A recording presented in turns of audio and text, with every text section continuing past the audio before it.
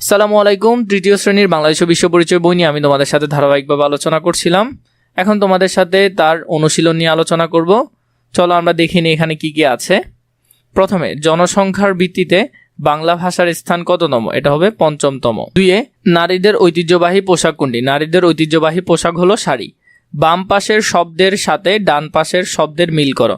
বাম পাশের শব্দ এবং ডান পাশের শব্দ। বাংলা এটা একটা আমাদের ভাষা, তাহলে এটার সাথে হবে ভাষা। পান্তুয়া হলো এটা আমাদের খাবার, পান্তুয়া। কামিজ হলো আমাদের মেয়েদের পোশাক। ঈদুল ফিতর হলো আমাদের ধর্মীয় অনুষ্ঠান, তাহলে এটার সাথে। লুঙ্গি ছেলেদের পোশাক। তাহলে এভাবে করে তোমরা সুন্দর করে মিল করে ফেলতে পারবে। এরপরে যদি দেখো সংক্ষিপ্ত প্রশ্ন, সাংস্কৃতিক উপাদানগুলো কি? সাংস্কৃতিক উপাদানগুলো যদি আমরা দেখি, সাংস্কৃতিক উপাদান হলো সঙ্গীত, নৃত্য, উৎসব, ভাষা, পোশাক, আচার, অনুষ্ঠান, এগুলো হলো সাংস্কৃতিক উপাদান। তারপর ২ নম্বর আছে বিভিন্ন নৃগোষ্ঠীর কয়েকটি পোশাকের নাম লেখো। বিভিন্ন নৃগোষ্ঠীর কয়েকটি পোশাকের নাম, যেমন চাকমারা পরে পিনান ও খাদি, বা এটা হাদি হবে। এরপর সাঁওতালরা পরে ফেতা। এই ধরনের বিভিন্ন পোশাকের নামগুলো তোমরা এখানে লিখতে পারবে। এরপরে আগের মতো করে আমি তোমাদেরকে এই বর্ণনামূলক প্রশ্নের উত্তরগুলো ছোট করে দিব, আবার বড় করেও দিব, বড়টা যাতে তোমরা পরীক্ষা লিখতে পারো। ১ নম্বরে আমাদের দেশে প্রচলিত সঙ্গীত, নৃত্য ও উৎসবের একটি তালিকা তৈরি করো। তাহলে এটা যদি করি, আমাদের দেশে প্রচলিত সঙ্গীত, নৃত্য ও উৎসবের একটি তালিকা তৈরি। যেমন সঙ্গীতের মধ্যে বাউল গান, বাটিয়ালি, নজরুল সঙ্গীত, রবীন্দ্রসঙ্গীত ইত্যাদি। নৃত্যর মধ্যে হলো কথক নৃত্য, মণিপুরী নৃত্য, লোকনৃত্য এগুলা। উৎসবের মধ্যে হলো বাংলা ভাষা, নবান্ন উৎসব, ঈদুল ফিতর, দুর্গাপূজা, বড়দিন, এগুলো। তো সেম প্রশ্নটা যদি আমি তোমাদেরকে বড় করে দিই, যেমন এখানের মধ্যে যেটা পরীক্ষায় তোমরা লিখতে পারবে, বাংলাদেশ একটি সাংস্কৃতিক মনস্ক দেশ। এই দেশের মানুষের জীবনযাত্রার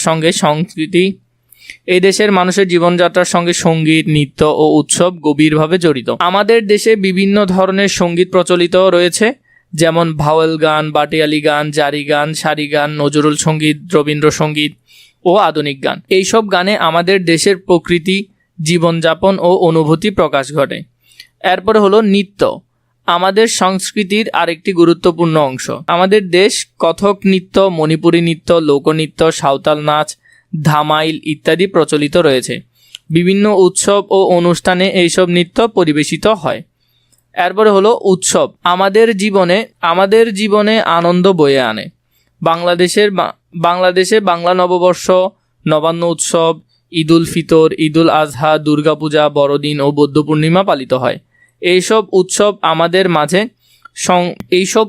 আমাদের মাঝে সম্প্রীতি ও সৌহার্দ্য সৃষ্টি করে। তাই বলা যায় সঙ্গীত, নৃত্য ও উৎসব আমাদের সংস্কৃতির গুরুত্বপূর্ণ উপাদান। এরপরে যদি দেখি, আগে ছোট করে দেখিনি, তুমি অংশগ্রহণ করেছ এমন একটি উৎসবের বর্ণনা দাও। তুমি অংশগ্রহণ করেছ এমন একটি উৎসবের বর্ণনা। আমি পহেলা বৈশাখ উৎসবে অংশগ্রহণ করেছি। এই দিন সবাই নতুন পোশাক পরে, সকলে মঙ্গল শোভাযাত্রা বের হয়, চারদিকে আনন্দ উৎসবের পরিবেশ থাকে। আমরা গান, নাচ ও বিভিন্ন সাংস্কৃতিক অনুষ্ঠানে অংশ নেই, বন্ধু বান্ধবদের সঙ্গে খুব আনন্দ করি। তো এই সেম প্রশ্নটা যদি বড় করে লিখতে চাও, তাহলে এখান থেকে দিচ্ছি, আমি পহেলা বৈশাখ উৎসবে অংশগ্রহণ করেছি। এটি বাংলা বছরের প্রথম দিন। এই দিনটি আমাদের দেশের অন্যতম প্রধান সামাজিক উৎসব। এই দিন সকাল থেকেই চারদিকে উৎসবের আমেজ দেখা যায়। মানুষ নতুন পোশাক পরে এবং আনন্দে মেতে ওঠে। এরপরে হলো সকলে মঙ্গল শোভাযাত্রায় বের হয় ও সাজসজ্জা থাকে। বিভিন্ন সাংস্কৃতিক অনুষ্ঠানের আয়োজন করা হয়, গান, নাচ, আবৃত্তি ও নাটক পরিবেশিত হয়। অনেক জায়গায় মেলা বসে, সেখানে খেলনা, মাটির তৈরি জিনিস ও নানান ধরনের খাবার বিক্রি হয়। আমরা পান্তা ইলিশ খাই এবং বন্ধুদের সঙ্গে আনন্দ করি। এই উৎসব আমাদের মাঝে ভ্রাতৃত্ব ও সম্প্রীতি গড়ে তোলে। সবার অংশগ্রহণে দিনটি আনন্দমুখর হয়ে ওঠে। তাই পহেলা বৈশাখ আমার কাছে খুবই প্রিয় একটি উৎসব। তো এখান থেকে তোমরা এটারও আনসার সুন্দর করে লিখে ফেলতে পারবে। পরবর্তী অধ্যায় প্রয়োজন হলে বা অন্য কোনো বইয়ের ভিডিও প্রয়োজন হলে নিশ্চয়ই কমেন্ট করে জানাবে।